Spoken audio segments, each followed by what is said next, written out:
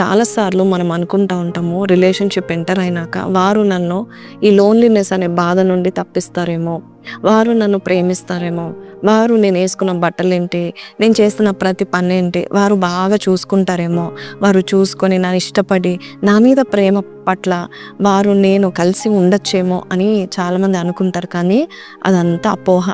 మీకు తెలుసా, every person is feeling lonely, every person wants somebody who can take them away from their problems.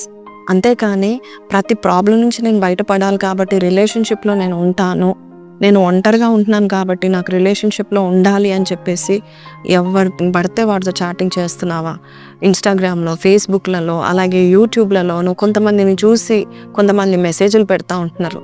No, don't ever respond to those kind of people. Always remember, దేవునికి తెలుసు నీకు ఎవరు కావాలో, దేవునికి తెలుసు. ఆదాము ఒంటరిగా ఉండుట యెహోవా చూచెనుంది. దేవుడు చూస్తాడు, నువ్వు నీ ఒంటరితనాన్ని దేవుడు చూస్తాడు. నీకు తల్లిని తండ్రిని ఇచ్చిన దేవుడు, నీ కుటుంబాన్ని ఇచ్చిన దేవుడు, లేక నీకు ఇచ్చిన జీవితాన్ని బట్టి నువ్వు ఆయనను నమ్ముకో. నీ లోన్లీనెస్లో దేవుడు సరైన వ్యక్తులను దేవుడు దయచేస్తూ ఉంటాడు.